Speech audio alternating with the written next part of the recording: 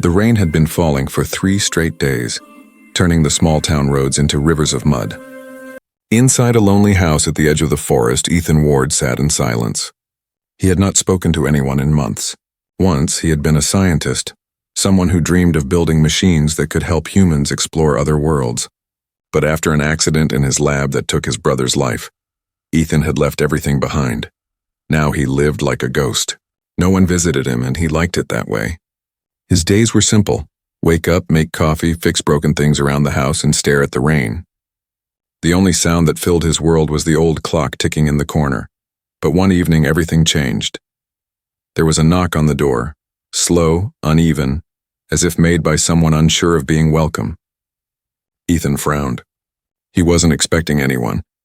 When he opened the door, he saw a man standing there, drenched and smelling strongly of alcohol. The man's eyes were red, his beard unkempt.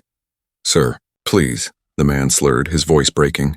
I need help. My daughter, she can clean, she can cook. Please, just for a few months."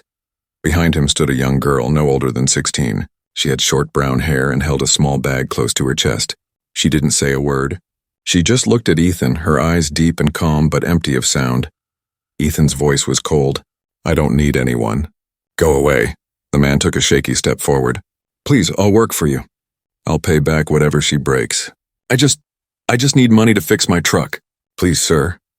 Ethan noticed the man's trembling hands, the bruises on his arm, and the way the girl flinched each time he spoke. Something inside him, something he thought was long dead, moved again. He sighed. "What's her name?" The man blinked. "Her name is Lena. She's deaf, but she understands signs, writes too." Ethan looked at the girl again. She stood straight, her face pale, but there was a quiet strength in her eyes. Without another word, Ethan stepped aside. "Fine," he said. "She can stay. You can go." The man's expression flickered between relief and guilt. "Thank you, sir." "Thank you." He pressed a dirty envelope into Ethan's hand. "This has her papers. I'll be back soon, I promise." But Ethan knew from the man's eyes that he wouldn't be back. When the door closed, the sound of rain returned. Lena stood in the middle of the room, unsure what to do. She wrote on a small notepad and showed it to Ethan. "Where should I sleep?" Ethan hesitated, then pointed to a small guest room at the end of the hall. She nodded politely and went inside. That night, Ethan sat by the fire staring at the envelope. Inside were a few old documents, a small photo of Lena as a child, and a strange metal key. The key had an engraving, a spiral symbol he didn't recognize. It felt warm in his hand. He turned it over, puzzled. "What are you?" he muttered. The next morning, the world was quiet again. But now there was another presence in the house. Lena moved silently through the rooms, cleaning, cooking, fixing broken things with surprising skill. She never complained, never asked for anything. Yet something about her was different. Ethan noticed that every night she would stand near the window and stare at the stars for hours, her lips moving as if whispering to someone only she could hear. Once, he tried to ask her what she was looking at. She just smiled faintly and wrote, "They listen better than people do." Ethan didn't understand what she meant, but the word stayed with him. That night, as he lay awake, he heard something strange. The air seemed to hum softly like a vibration under the floor. He thought it was his imagination, until he saw a faint blue light coming from Lena's room. He opened the door slightly. Lena sat on her bed, holding the same metal key, glowing faintly in her hands. Her eyes were closed, and for the first time, Ethan saw tears on her face. Then she looked up straight at him. Though he hadn't made a sound, Ethan froze. Lena smiled softly and signed something with her hands. He didn't understand the gesture, but somehow, he felt she was saying, "You shouldn't have seen this." The blue light flickered and went out. The next morning, sunlight slipped through the cracked curtains, but Ethan barely noticed. He hadn't slept all night. The image of the blue light and Lena's calm face haunted his thoughts. He told himself it was a dream, nothing more. Maybe he had imagined it after too many nights alone. But when he went downstairs, he saw Lena in the kitchen, quietly making breakfast. On the table beside her lay the metal key, now dull and lifeless as if it had never glowed at all. Ethan stood by the doorway, studying her. "Where did you get that key?" he asked finally. Lena looked up startled. She pulled out her notepad and wrote, "My father gave it to me. He said it was important. I keep it safe." Ethan frowned. Important for what? She hesitated for a long moment before writing again. I don't know. But sometimes it talks. Ethan's stomach tightened. Talks? How? Lena smiled faintly and wrote, not with words, with light. Before he could ask more, she returned to cooking as if nothing strange had been said. The days passed quietly after that, but Ethan could feel a change in the air. Machines in the house began acting oddly. The radio turned on by itself at night, whispering static. His old wall clock stopped exactly at 3:33 a.m. 3 nights in a row. And every time it happened, Lena would wake up at the same moment, her eyes wide open as if listening to something no one else could hear. Ethan tried to ignore it, until one afternoon, when he found her in his workshop. She was standing near one of his old inventions, a half-finished device that had once been part of his research before the accident. It was a circular machine made of metal rings and broken wires. Ethan hadn't touched it in years. What are you doing in here? He said sharply. Lena jumped and turned around, her notebook already in her hand. I'm sorry. I didn't mean to. The key. It reacted to this. Ethan's eyes followed her hand. The metal key was glowing again, faintly like a heartbeat of light. He stepped closer. What do you mean, reacted? She pointed to the machine. It started when I came near it, I think. It wants me to fix it. Ethan laughed bitterly. It's not alive. It's just metal and circuits. But even as he said the words, the machine hummed softly as if hearing him. Ethan froze. The metal rings began to turn slowly. Though no power source was connected, a blue shimmer spread across the surface, matching the pulse of the key. Lena took a cautious step forward, her eyes wide with wonder. It's speaking, she whispered, her voice trembling though no sound came. Ethan realized she wasn't hearing it through her ears, she was feeling it. Somehow the vibration was inside her. Step back, he shouted. But she didn't. The machine's light grew brighter, filling the workshop with an electric glow. Papers flew off the table and tools rattled to the floor. Ethan reached for the power switch out of reflex, but before he could touch it, everything stopped. Silence. Lena stood still, holding the key. Her eyes were distant, as if looking through him. Lena? Ethan called carefully. She blinked, then looked down. The key was no longer glowing. What just happened? Ethan demanded. She wrote with shaking hands. It showed me stars, a place I've never seen. And a voice said, Find the gate.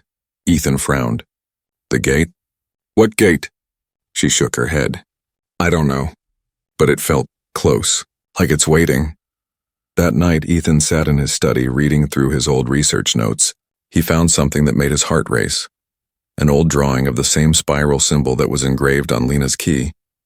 It was from a project his brother had been working on before the accident. He whispered to himself, Impossible. That project was destroyed. But if the key had the same symbol, then somehow, Lena's father or someone else had found part of the same technology. As he tried to piece the truth together, he heard footsteps behind him. He turned quickly. Lena stood at the doorway, pale and frightened. She pointed outside the window. Someone's there, she wrote quickly. Ethan grabbed a flashlight and opened the door. The forest was dark and silent, but he could sense movement among the trees. Then he saw it, a figure watching them, tall and still, with eyes glowing faintly blue. Before Ethan could speak, the figure turned and vanished into the mist. When he looked back, Lena was gripping the key tightly, her hands trembling. It found us, she signed with shaking fingers. Ethan didn't know who it was, but deep down, he felt that the quiet life he once knew was over. The night after the forest incident felt endless. The house stood still, surrounded by silence too deep to be natural. Ethan double-locked every door and checked the windows twice, but the image of the glowing eyes outside kept replaying in his mind. Lena sat near the fireplace, hugging her knees. The key rested in her open palm, dull and cold now. She looked exhausted, but her eyes carried something else too, fear mixed with understanding. Ethan sat across from her. You said it found us. What did you mean? She picked up her notepad and wrote slowly. The same light that called me last night. I felt it again. Outside. Ethan frowned. You mean that figure in the woods? She nodded. Then wrote another line. It wasn't human. The word sent a chill through him. He wanted to laugh it off, tell her she was imagining things, but deep inside he knew better. The machine, the key, the lights, it all connected somehow. Go get some rest, he said quietly. "We'll talk in the morning." But that night, Ethan couldn't sleep. He sat by his desk, staring at the spiral symbol he had copied from the key. It wasn't just decoration. It looked like coordinates, lines curving around a central point like a map of something unseen. He began searching through his old files from the lab. There, hidden in dusty folders, he found it. A report written by his late brother, Dr. Marcus Ward. It was labeled, Project Helios Gate. Ethan's pulse quickened. He remembered now. Marcus had once spoken about a theory that certain frequencies of light could open windows through space. Not teleportation exactly, but connection points, gates between distant worlds. Marcus had died before he could finish the research. The explosion that killed him destroyed all their data. Or so Ethan had thought. But if Lena's key carried the same spiral symbol, then somehow someone had continued that work. At dawn, he found Lena awake, sitting by the window as usual, staring at the sky. The first rays of sunlight touched her face, and she smiled softly.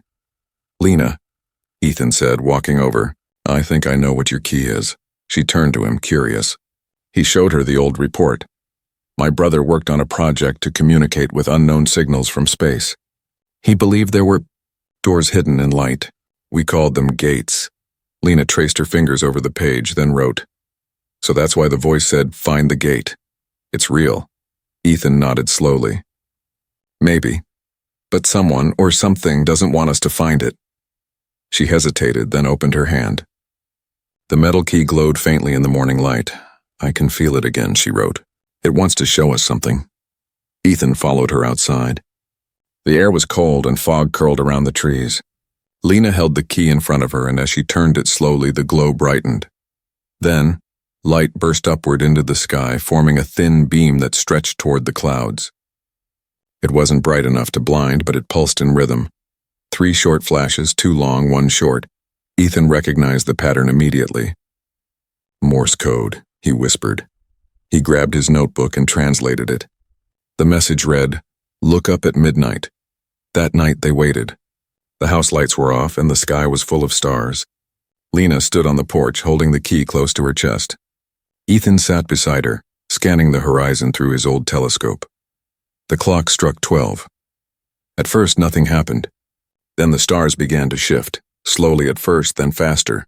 Lines formed between them, glowing like silver threads in the sky. Lena gasped silently, eyes wide with wonder.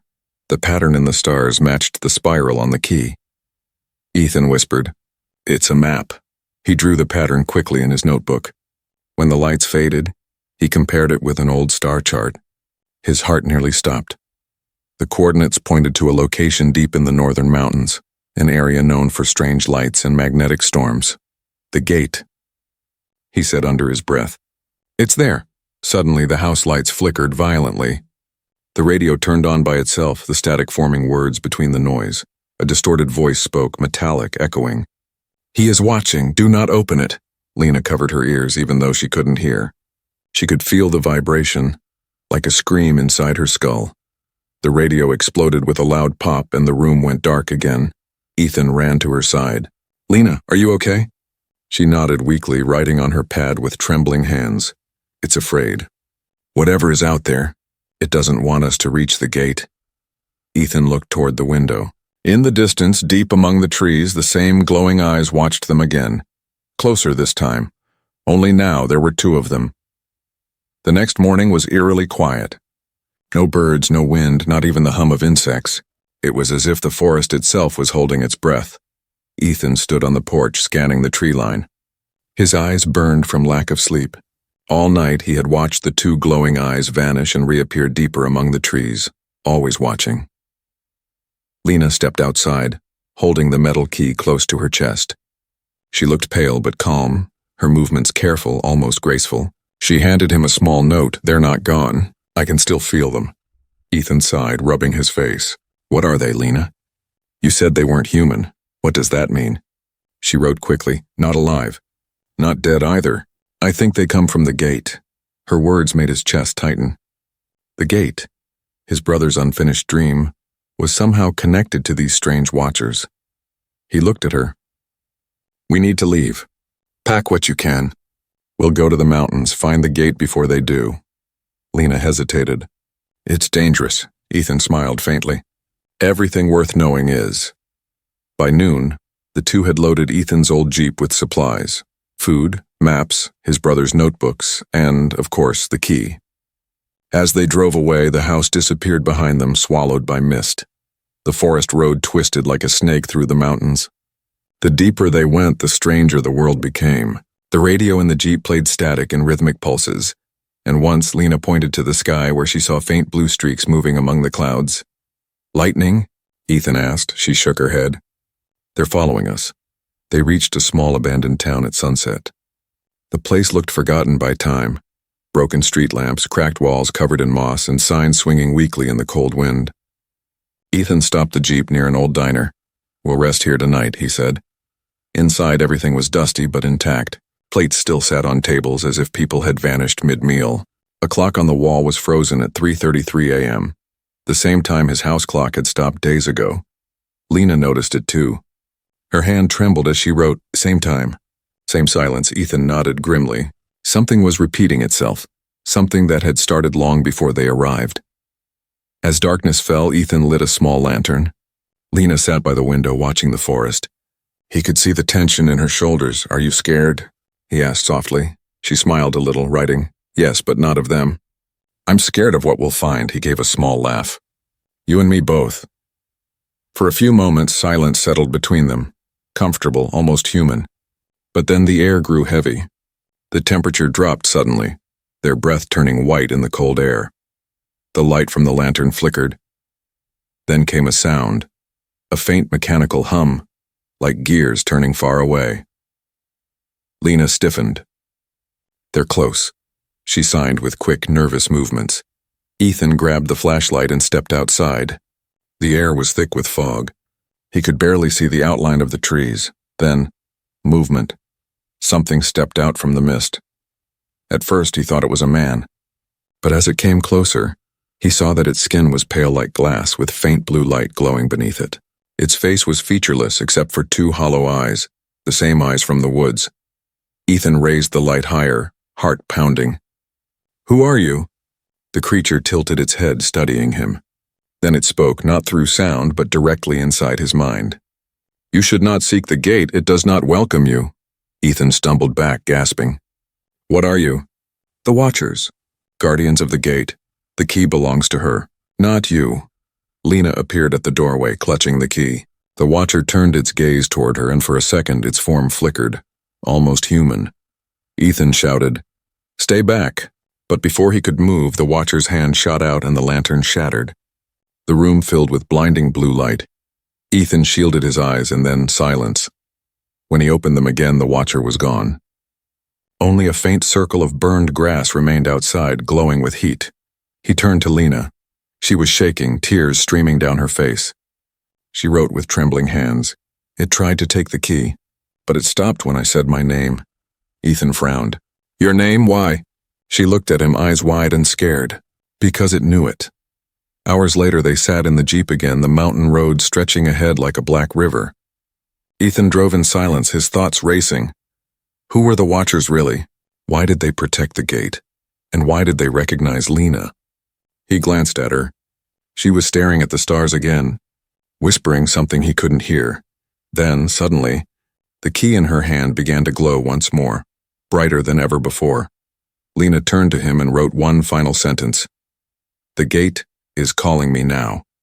And before Ethan could react, the Jeep's engine died. All around them, the night came alive with blue light. The night was alive with blue light. It shimmered through the trees, soft at first, then brighter, like the forest itself was breathing electricity. Ethan jumped out of the Jeep, his boots sinking into wet soil. The engine was dead, but the key in Lena's hands glowed brighter and brighter until it almost burned with light. "Lena," he shouted. "Drop it, it's too strong." But she didn't move. Her eyes were distant, lost in the glow. The blue light covered her face, and for a second she looked otherworldly, like something not born of earth. Then she whispered, though she had never spoken before, "It's opening." The ground trembled. Trees swayed, though there was no wind. Ethan watched in disbelief as the light from the key stretched into a long beam, carving a symbol across the mountainside ahead. The earth cracked open. revealing a circular door of stone and steel half buried in rock. The same spiral mark that decorated the key was glowing at its center. Ethan could hardly breathe. "That's the gate," he whispered. Lena turned to him, her eyes full of awe and fear. "It wants us to go in," she wrote quickly on her notepad, her handwriting shaky.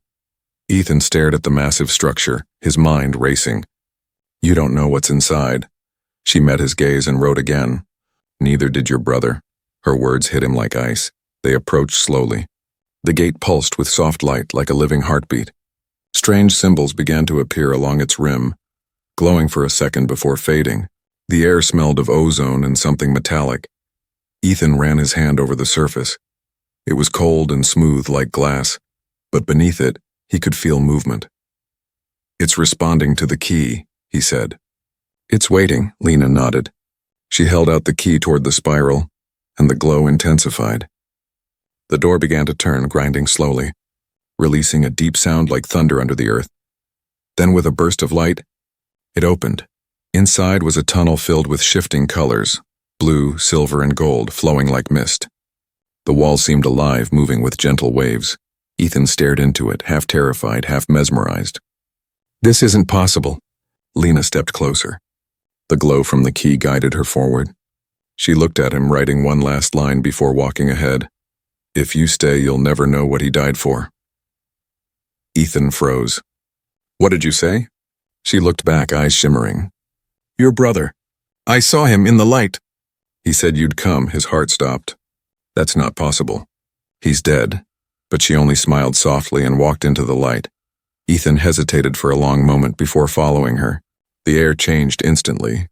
It felt weightless, timeless. He could hear faint whispers, voices calling his name from nowhere.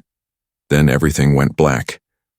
When he opened his eyes again, he was standing in an enormous chamber filled with floating structures like islands in the air. Light streamed from the ceiling in thin beams, connecting everything in perfect harmony. At the center of the room hovered a massive sphere made of pure light, its surface rippling with energy. Lena stood before it, the key floating above her palms. She was surrounded by symbols that moved around her like constellations.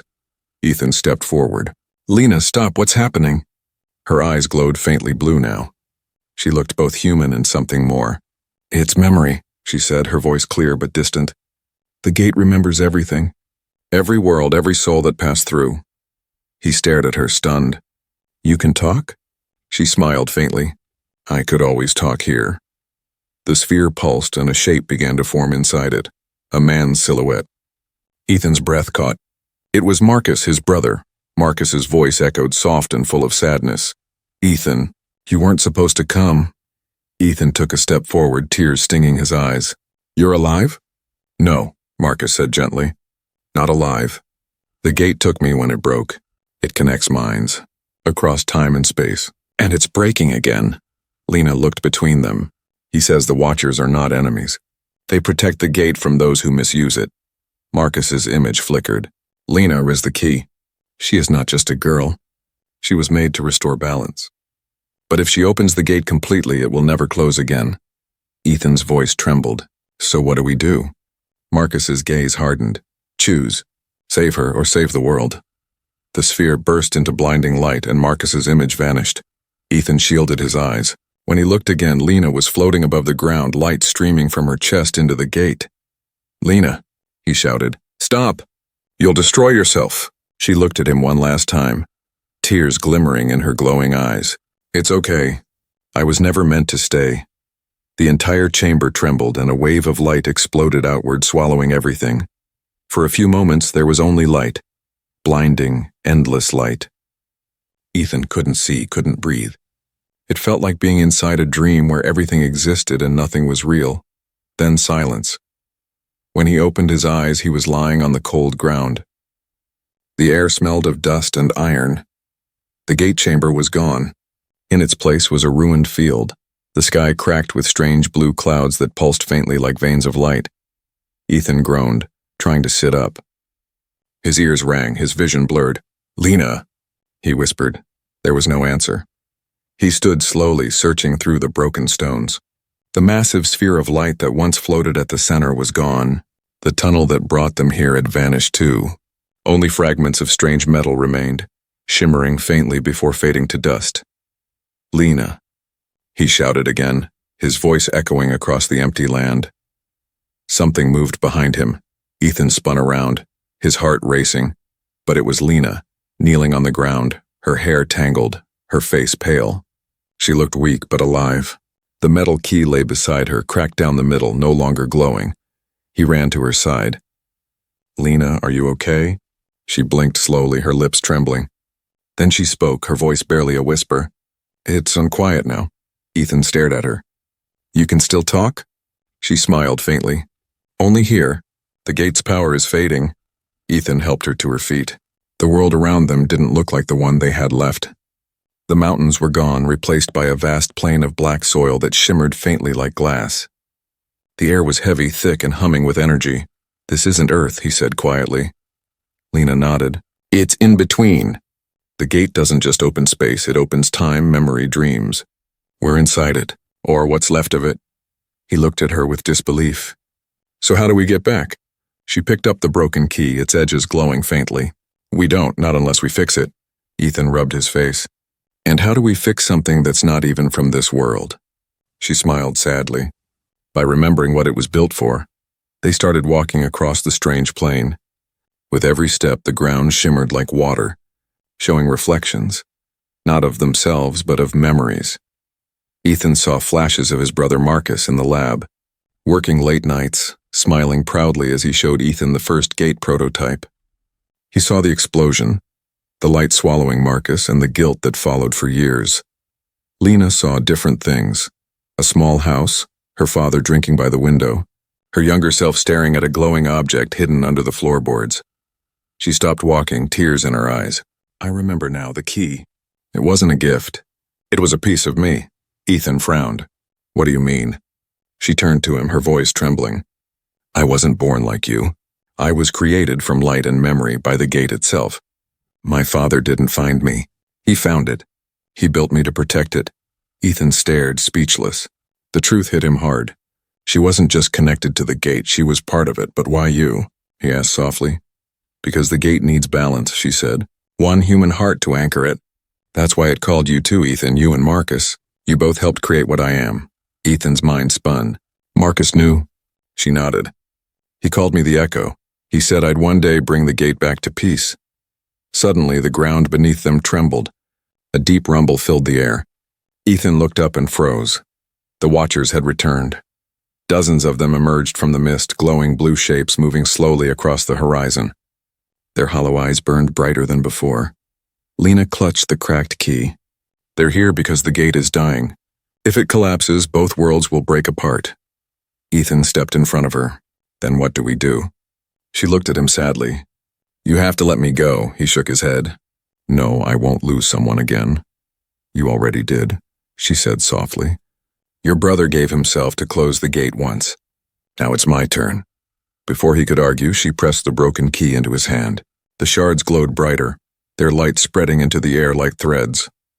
"Lena, wait," she smiled, tears rolling down her cheeks. "Tell your brother." He was right. The gate remembers everything. Then she stepped forward, her body dissolving into light, merging with the glowing air. The Watchers stopped moving, bowing their heads as her light spread across the sky. The blue clouds cracked open, flooding the horizon with warmth. For the first time, Ethan saw sunlight again. When the light faded, Ethan stood alone. The Watchers were gone. The plane was silent. Only the broken key remained in his hand, cool and gray. He looked up at the sky where Lena's light had vanished. "Thank you," he whispered. A single beam of light shimmered faintly through the clouds like a reply. The world was quiet again. Ethan stood alone in the fading glow of what had once been the gate. The vast plain around him was calm now. No tremors, no lights, no voices. Only silence and the faint warmth left behind by Lena's sacrifice. He looked at the broken key in his hand.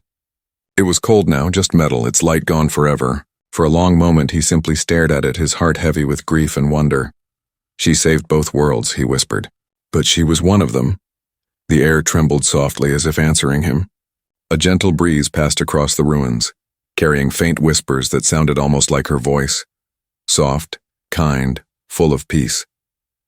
"You're not alone, Ethan." He closed his eyes. The voice faded, but it left behind a strange calm inside him. Days, or maybe hours, passed.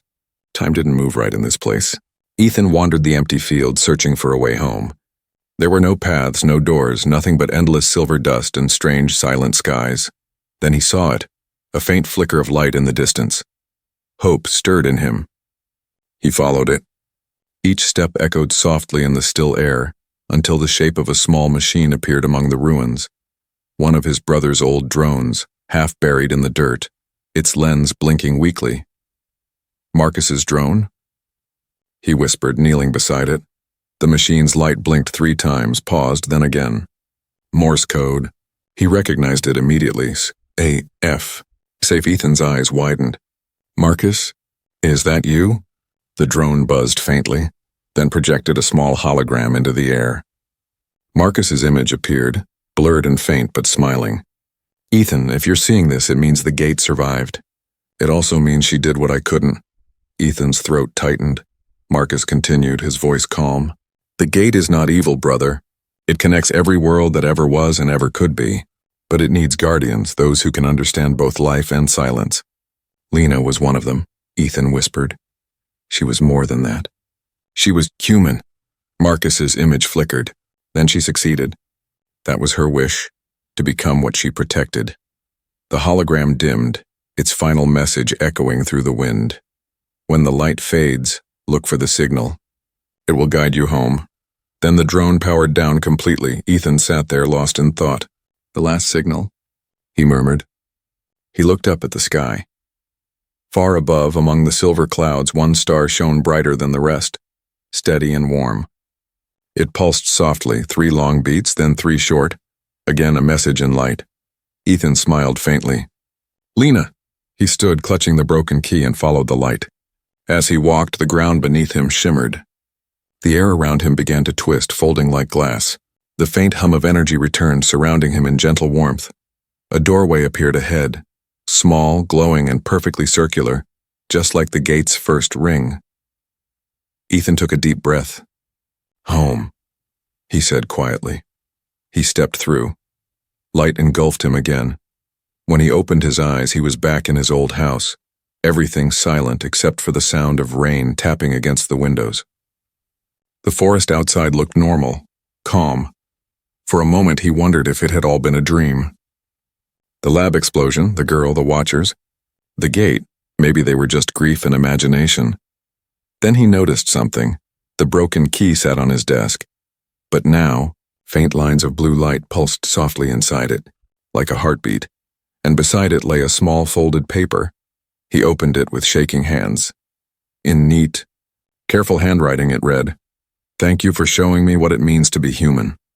Lena tears filled his eyes. He sat down, laughing quietly through the pain. Outside, thunder rolled softly and the radio turned on by itself. The same static as before whispered through the room, forming gentle words that only he could understand. "Keep listening, Ethan, the stars remember," he smiled. "I will." Years passed, Ethan rebuilt his lab, dedicating his life to finishing what Marcus and Lena began, but not to open more gates. Instead, he studied them to protect them, to ensure balance between worlds. Sometimes, late at night, he would step outside and look at the sky. Among millions of stars, one always shone a little brighter, pulsing in that same rhythm. 3 short. 2 long, 1 short. He called it Lena's star. And whenever the loneliness crept back into his heart, he would whisper softly, "I kept my promise." The wind would rise, gentle and warm, as if something far beyond the stars was listening.